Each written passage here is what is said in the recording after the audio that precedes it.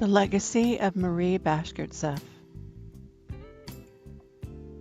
Why have there been no great women artists? Linda Nochlin was the author of this revolutionary article nearly a half-century ago.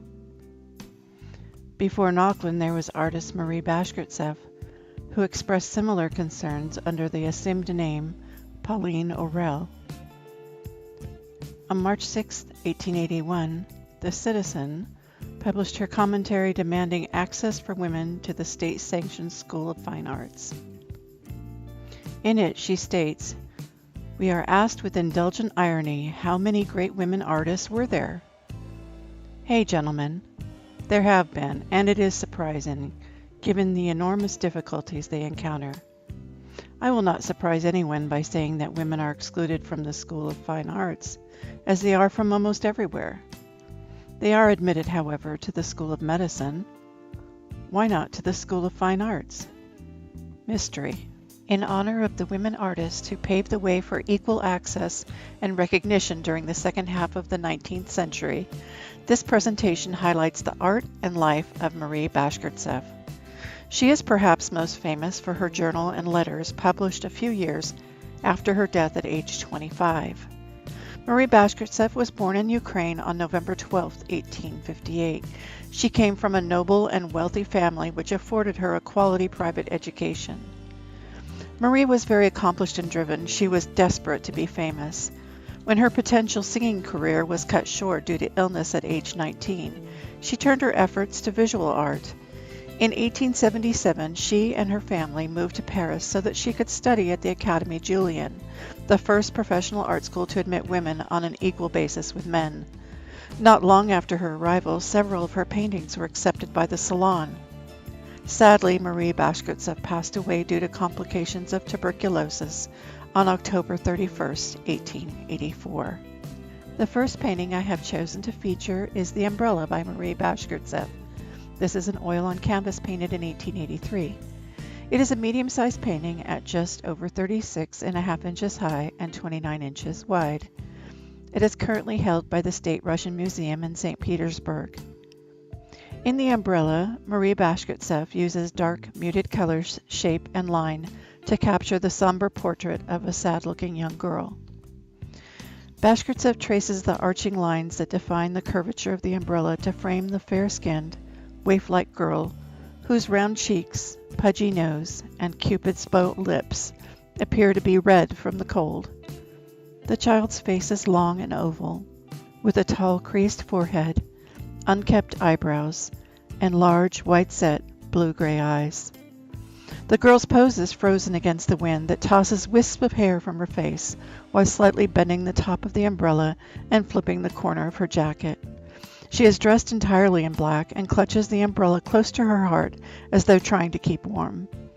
The background is an abstract gray, black, and brown, heavily textured grunge applied horizontally above the umbrella and vertically below. A formal analysis reveals that the umbrella is the dominant object, covering nearly 50% of the painting, with the girl composing about 33% of the painting.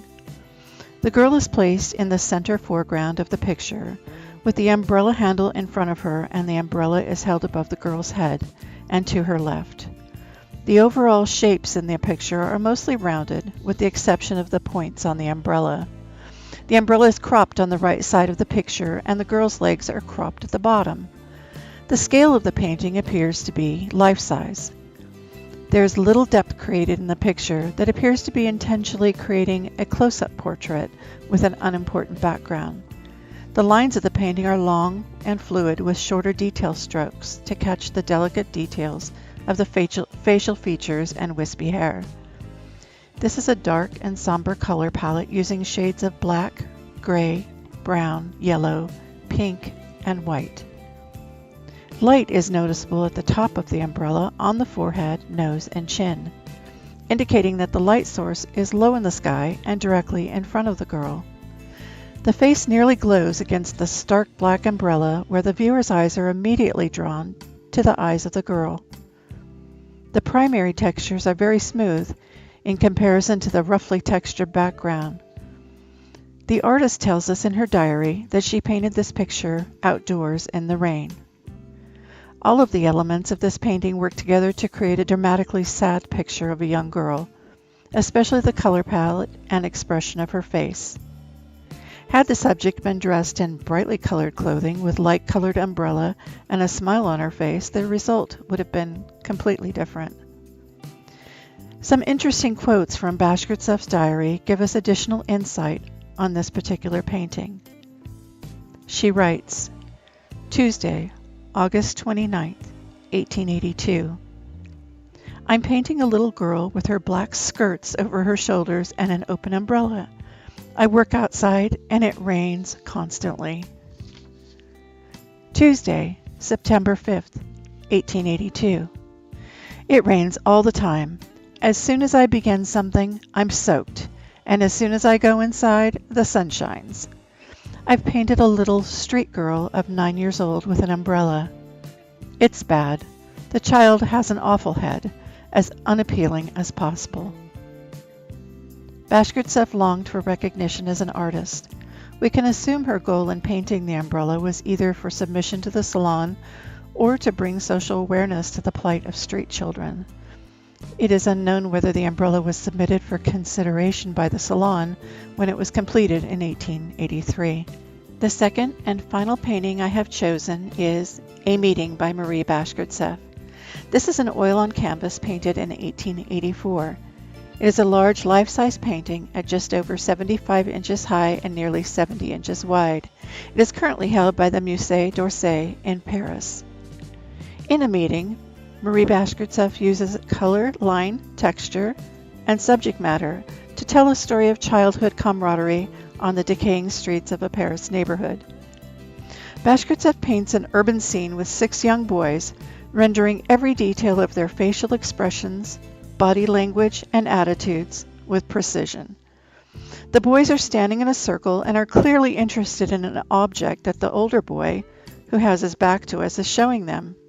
Their well-worn clothes and shoes indicate that they belong to a lower class, and the decaying wooden fence, graffiti, and torn posters reinforce this impression. The scene is painted in Paris in the 1880s at a time when compulsory education had been established, and is obvious by the smocks that these are schoolboys. A formal analysis reveals that the scale of the painting is large and the 6 boys are life-size, filling nearly half of the picture. The 6 boys are standing in a close circle in the foreground and extend well above the horizon line. They are clearly the primary subject of the painting, but the background plays a significant role in creating this street scene setting. Horizontal bands are created in the foreground on which the boys are standing, as well as in the background buildings. Vertical elements are evident in the individual fence boards in the background.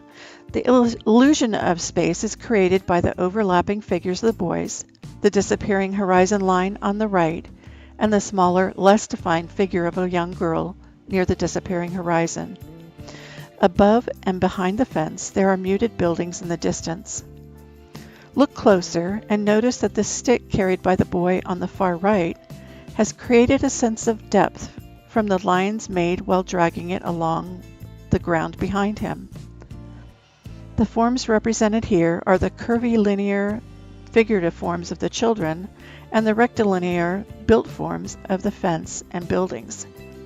Colors are primarily gray, black, brown, beige, yellow, and blue in a muted palette.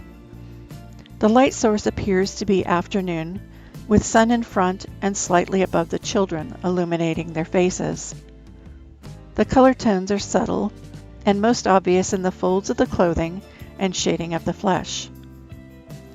Rough textures are observed in the rocky ground, the oldest boy's case, and the worn fence boards. A meeting is clearly one of the many casual meetings where children gather walking to and from school. Here, the artist captures not only the scene, but the spirit of one of the more interesting everyday events of childhood.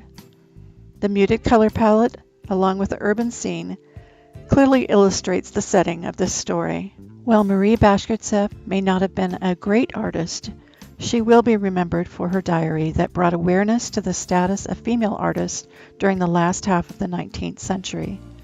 She deserves recognition for speaking out for women's rights, during a time when women artists were not respected or recognized. During her short 25-year life, she had a significant impact. Between 1877 and 1884, she created nearly 230 works of art, primarily paintings. Unfortunately, during World War II, the Nazis destroyed more than half of her art. Marie Bashkirtseff is buried at the Passy Cemetery, Paris, France. Her monument is a full-size artist studio that has been declared a historic monument by the government of France.